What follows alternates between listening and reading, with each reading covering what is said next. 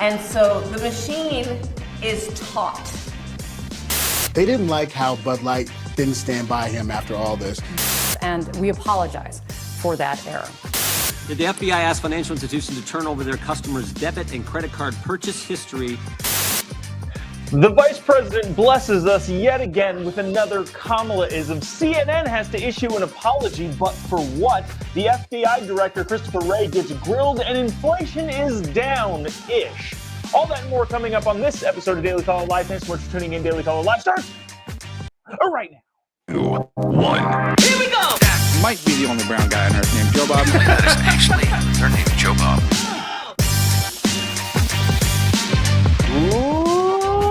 Live from the dingy bunker, completely cut off from the outside world, except for you fine folks. My name is Jobob. This is Daily Caller Live. Thanks so much for tuning in on today. It is Thursday, July 13th, the year of our Lord 2023. So close to Friday the 13th. But thankfully, we will avoid it and avoid the childish misconceptions of unluckiness on Friday the 13th.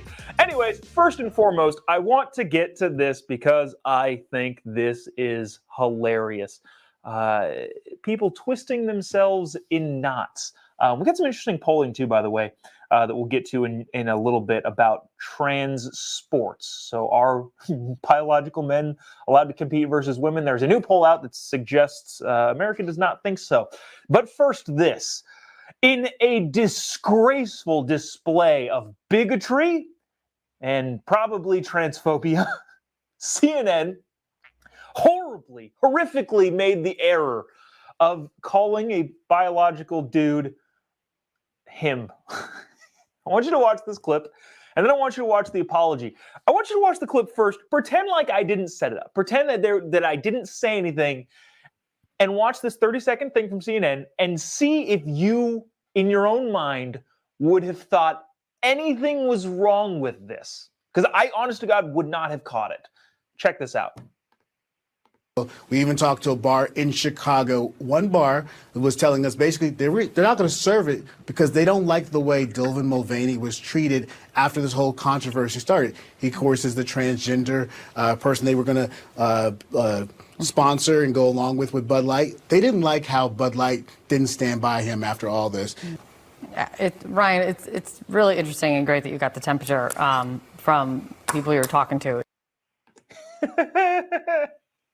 So there's a lot of things going on here. First, CNN is reporting on the story that now the LGBTQ plus 2IA community is, and we've talked about this before, but also pushing back on Bud Light for not doubling down and supporting Dylan.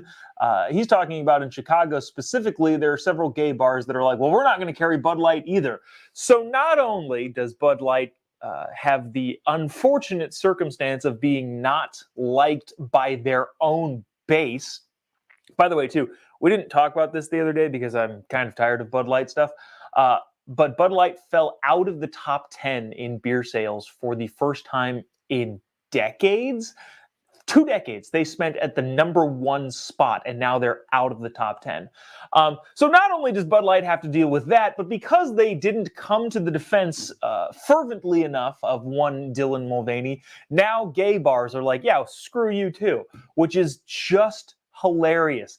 Now, reporting on that was this guy. I don't know who he is or what his name is, but he said something objectively true. He said, Bud Light, the bars here in Chicago are not in support of Bud Light not supporting him, Dylan Mulvaney. I didn't even catch it. If I were watching it just on CNN, I would not have caught it.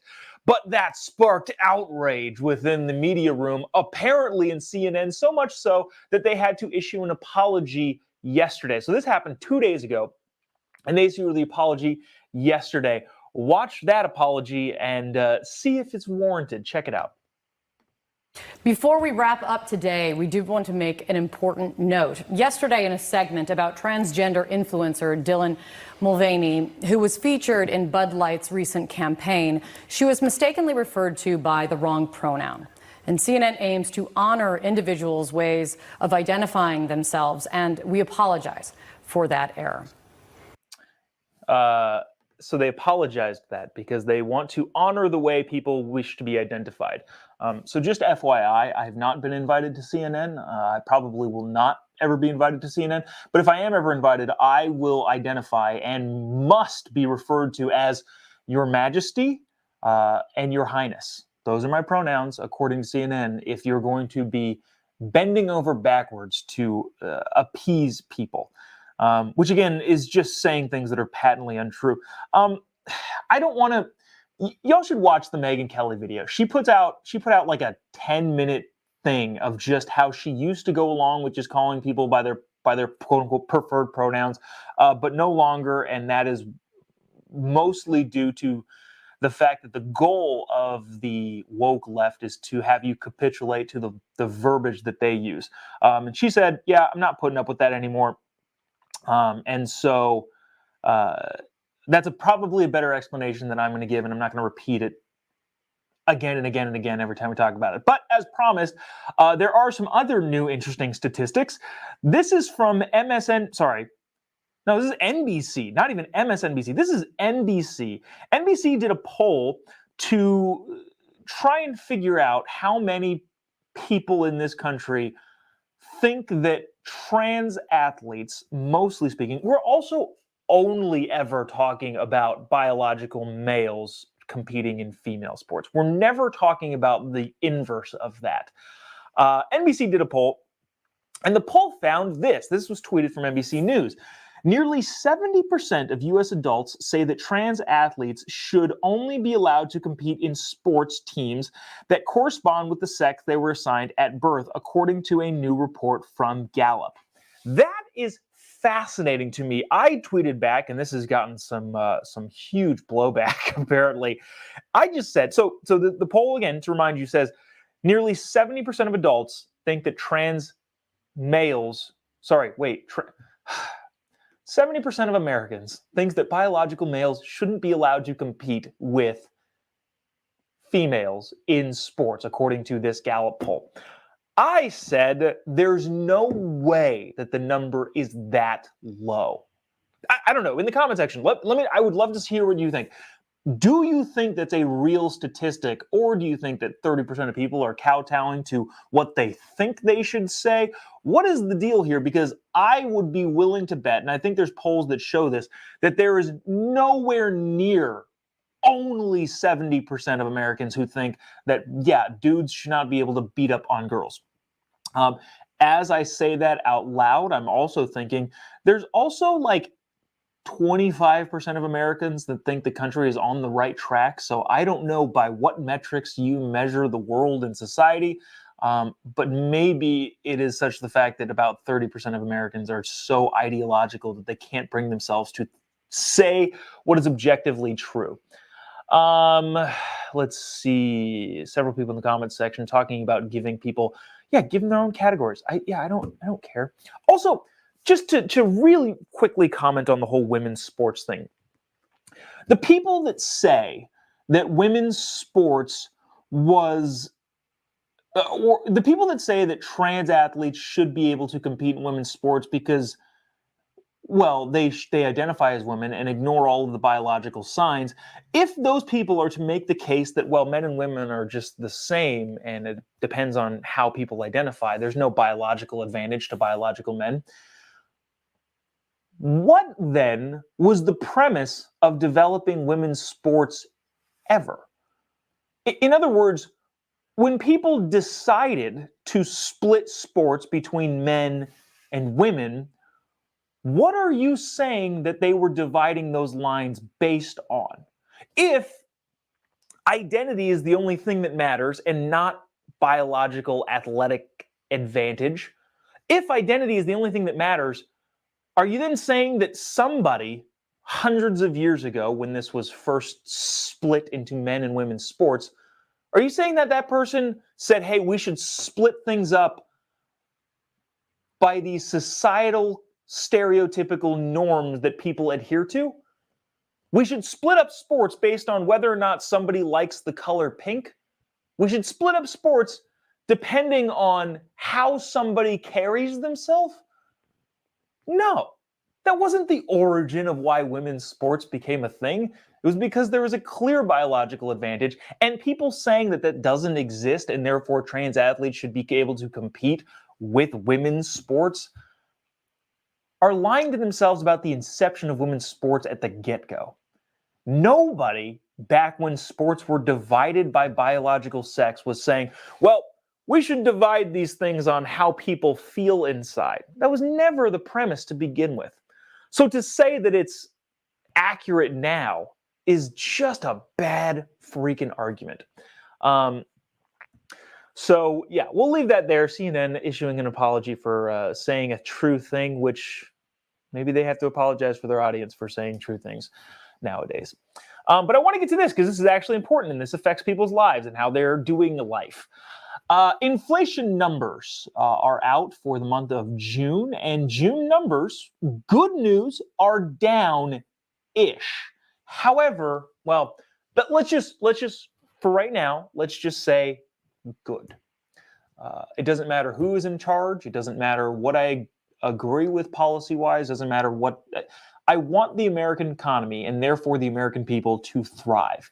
So inflation coming down is a good thing. I'm not going to try and push some sort of, look, it's a good thing. Inflation coming down is a good thing. However, when certain individuals, and by that I mean the President of the United States currently, take credit for that, there are some things that we have to point out. First things first, inflation is down year over year. One of the problems with that number, statistically speaking, is that it doesn't account for the year's jump prior to that. So inflation is down 3%, down to 3%. Well, let's start there. One of CNN's commentators, I forget, is there an N in Mendy? Is it Mendy? Mehdi Hassan, one of the the MSNBC contributors, tweeted, oh my gosh, am I not going to be able to find it? Oh, here we go. To be clear, if you blamed Joe Biden for high inflation, then you have to credit him for low inflation. Here's the thing. I've watched this guy's show a couple times. He's clearly an intelligent person.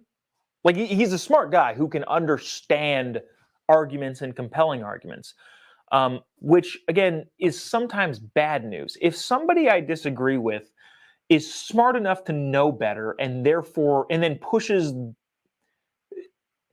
things that are either disingenuous or just not true, it's worse because I wish they were just too dumb to understand it. But in this case, I think he's just trying to push an agenda, obviously, rather than have a deeper understanding of what's going on. When Joe Biden tried to pass trillions of dollars in new spending, and that didn't happen, he then tried to take credit for saving the American taxpayer money, if you remember that. Even the Washington Post gave those claims 4 Pinocchios of just like, this is nonsense. You tried to spend more money. So to say that the president has an effect on inflation could look like many different things. If the president of the United States tries to spend more money indiscriminately and pushes for legislation that causes Congress to pass bills to spend more money and put more money into the economy, therefore increasing inflation, yes, he can be blamed for that sort of thing. Inversely, when inflation goes down, you have to look at what the president's attitude towards spending is. Has Joe Biden reversed course and gone, well, we should spend less money on various things, and therefore tried to restrict spending, which could have an impact on inflation going down? Then yes, I would give him credit for that. But that's not the case. Joe Biden hasn't reversed his opinion on whether or not the United States government should spend more money. No, he's done the exact same thing he's been doing.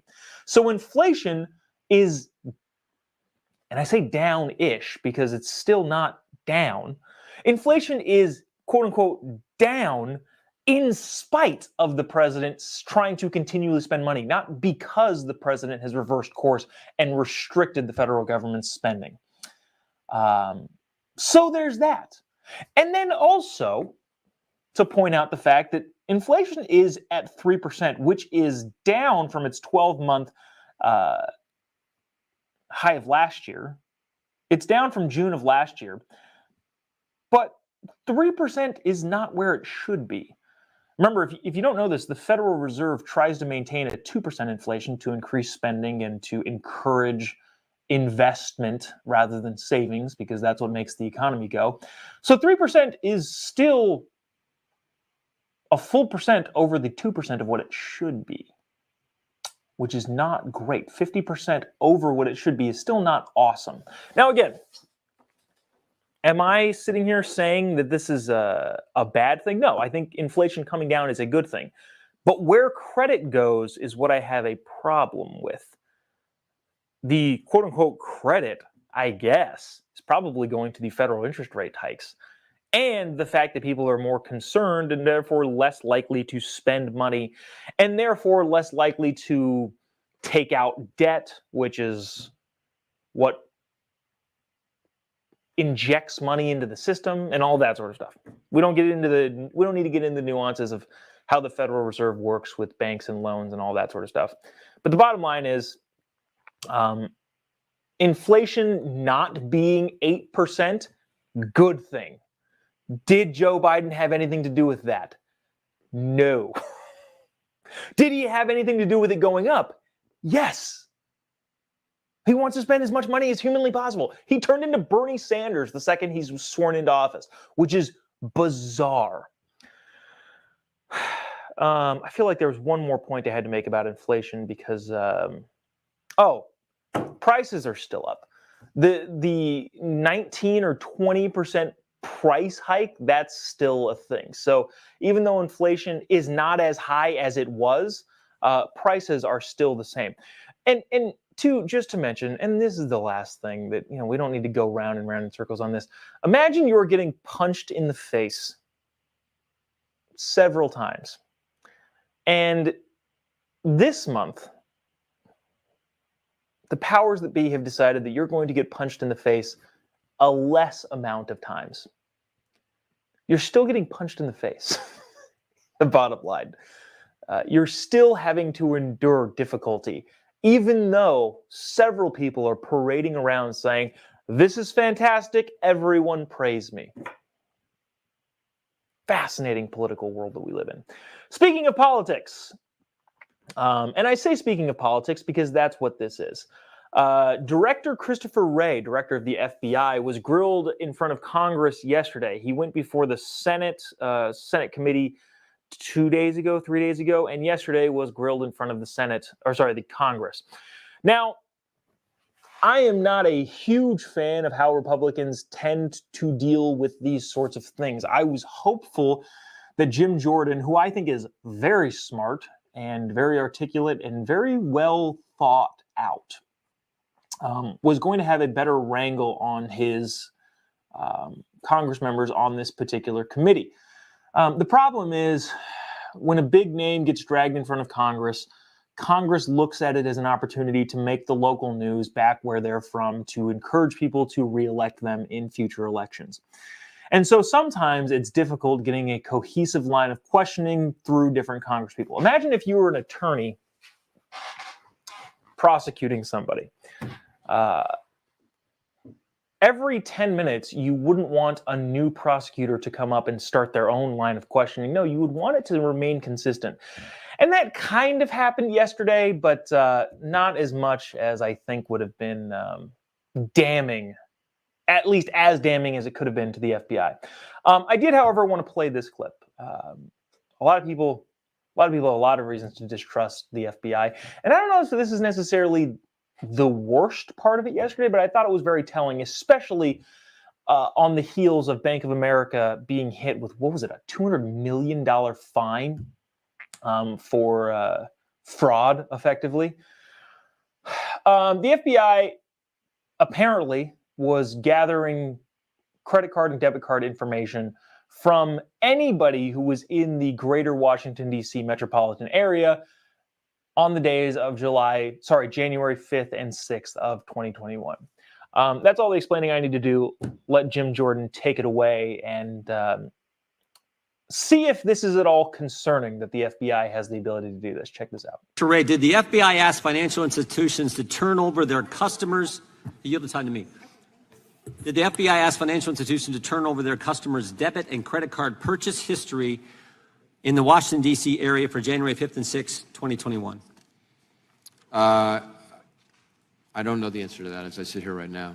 Well, we do, because Bank of America gave it this email from the FBI to Bank of America. Well, I am aware that Bank of America provided information to the FBI, but what communications occurred between the FBI and Bank of America about it? Let's read it. To recap our morning call, we are prepared to action the following threshold. Customers transacting debit card, credit card, Washington, D.C. purchases between 1/5/21, 1/6/21. That's scary enough. But then the next bullet point's even more scary. Any historical, capital letters, all capitals, any historical purchase of a firearm. You guys asked financial institutions, at least Bank of America, we think more. Did you guys ask them? Again, I don't have the full sequence of the back and forth. You've got looks like you've got one email that I haven't seen before here. So I don't know that I have the full exchange that this. Well, does this email trouble you as much as it does members of the Judiciary Committee? That the FBI is asking for every single, we had members of Congress here that week. First time they're getting sworn in as a new member of Congress, their family in town, and you're sweeping, and they may happen to be a customer of Bank of America, and you're sweeping up every debit and credit card purchase of their family who were in town that week because their husband or their dad or their mom is getting sworn in as a new member of Congress. And then you're also saying, overlaying that information with, did this person buy a firearm? And the question is? I'm just nervous about that. Are you nervous about that? I'm sitting here with my father. So there was that. Bottom line, we don't have to get too into that, but I think it pretty much speaks for itself. The FBI is still up to its shenanigans. The same reason that lefties voted Democrat in the 60s and, well, the same reason people had skepticism for J. Edgar Hoover and running the FBI are still happening apparently today. The FBI getting a ton of information, and what they do with that information, who knows? But the whole idea of private citizens doing whatever private citizens want seems to be just not happening. Now, past that, Matt Gaetz, who decided to take the Hunter Biden route, which, again, I'm not entirely opposed to, decided to question Director Wray on the text messages from Hunter Biden to the Chinese whatever who was supposed to give him money. Watch this and we'll discuss on the other side. I'm sitting here with my father. I will make certain that between the man sitting next to me and every person he knows and my ability to forever hold a grudge, that you will regret not following my direction. I am sitting here waiting for the call with my father. Sounds like a shakedown, doesn't it, Director? I'm not going to get into commenting on that. You seem deeply uncurious about it, don't you? Almost suspiciously uncurious. Are you protecting the Bidens? Absolutely not. The FBI well, does not and has no interest in you won't answer the question about whether or not that's a shakedown, and everybody knows why you won't answer it. Because to the millions of people who will see this, they know it is. And your inability to acknowledge that is deeply revealing about you. Interesting point. Probably a fair point. With zero interest? You have zero interest in that? Seems pretty interesting. Now, I will say this about Hunter, and I'm going to probably, I don't know. The reason Hunter Biden matters, I think, well, no, we won't get into that right now. Because it's more to do with the president's seventh grandchild, the daughter of Hunter Biden in Arkansas, the one that the president will not acknowledge. But we can talk about that. Maybe that's a tomorrow topic. That's a Friday topic. And speaking of a Friday topic, well, to wrap that up, director of the FBI went in Congress, and I think Republicans did not do the best job at getting any sort of cohesive line of questioning out there that would, I don't know, bring more attention to the invasiveness of the Federal Bureau of Investigation. So there's that. Dang it. I sometimes I just keep forgetting to put the right chyron on there. This is Kamala Harris. This is a Kamala Harris doing a Kamalaism. We're not talking about the nationalism thing anymore. I got a lot of people saying, all right, let's stop talking about this, which is fine. That's fair. I get it. In the comment section yesterday. What I also got in the comment section yesterday, I think if I remember correctly, it was Jody saying, please don't play Kamala Harris talking. It makes me hurt, or something like that. To which I said, this is almost too funny to not. But Kamala Harris, the Vice President of the United States, if you don't know, diversity hire, affirmative action, all of those things, unleashed another Kamalaism on us. She has blessed us with yet another definition of a thing that American people already know. Here's the Vice President explaining AI, but not in a way that expands any further past the way that every American knows what AI is. Check this out. This is, again, the Vice President of the United States delivering a Kamalaism. I'll also question this. Is this better than yesterday? Yesterday, we witnessed Kamala describing transportation, which she did adequately. She described transportation as getting people from one place to another, which is correct, which is true. Can't argue with that. Is this definition better than the one we played yesterday? Watch this. The first part of this issue that should be articulated is AI is kind of a fancy thing. It's, first of all, it's 2 letters. It means artificial intelligence. But ultimately what it is it's about machine learning. And so the machine is taught. And part of the issue here is what information is going into the machine that will then determine, and we can predict then, if we think about what information is going in, what then will be produced in terms of decisions and opinions that may be made through that process. Okay, so let me get this straight. AI stands for artificial intelligence. Okay, cool. Didn't know that. And machine learning is when the machine learns or teaches itself by taking in information. Wow. It never gets old. It doesn't ever get old. If I were a Democrat right now, I would be scared to death of the prospect of Joe Biden not leaving office. Because then you're faced with Kamala Harris in tow, and Kamala Harris could not get elected dog catcher of New York City, let alone president of the United States, which is just... Marcel says, I lost some brain cells. I'm sorry. I apologize for having to do this to y'all. Ryan said this. That woman is about as bright as a 3-watt light bulb, which, not a light bulb enthusiast, but to my understanding, 3 watts is not very bright. So what it appears that you're saying, Ryan, is that Kamala Harris is also not very bright. Interesting take. We'll see if it sticks. Jan says, the humor gift that keeps on giving. Yes, Kamala Harris exciting us with riveting words of wisdom constantly to tell us things. This is my best Kamala Harris impersonation. This, in fact, is coffee cup. Now, coffee cups, while integrally demeaning, I'm just using words now at this point, fluff, to the human eye, can be used to cup or hold liquid substances known as coffee. I love it. I liked this comment too. This one was great. Paulina said, I'm sorry, you said it wrong. I said she was a diversity hire. Paulina says, she's an adversity hire. That is funny. That is funny and that is clever. I really appreciate that comment. All Kamala Harris does is make problems for the administration.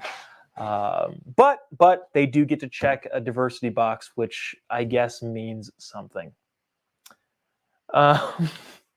Wow, you guys are in the comment. It's so funny. It's so fascinating. Just anecdotally, I don't do like any sort of like real time analysis, but just from the comment section, like we're talking about inflation, something that affects everybody's daily life, and whether or not the president is to blame or credit for inflation not being nearly as bad as it was last year, although still not good. Silent, just dead silent in the comment section. Now, all of a sudden, we play a clip of the world's brightest vice president, Kamala Harris, and the just keeps I can't get through them fast enough. But interesting, just fascinating to see what elicits a reaction.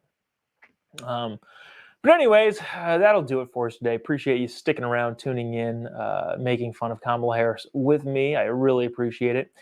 Hope you have a great rest of your Thursday. I'm going to try and take a nap a little bit later. Had some trouble sleeping today, which is not a concern of yours. Just decided to say that. If you haven't already, give me a follow on any of your social media accounts. Just type in JOBOB. You'll be able to find me pretty much anywhere. Instagram is where it's happening. But also Facebook. If you're watching this on any of the Facebook pages, you can just follow me at JOBOB.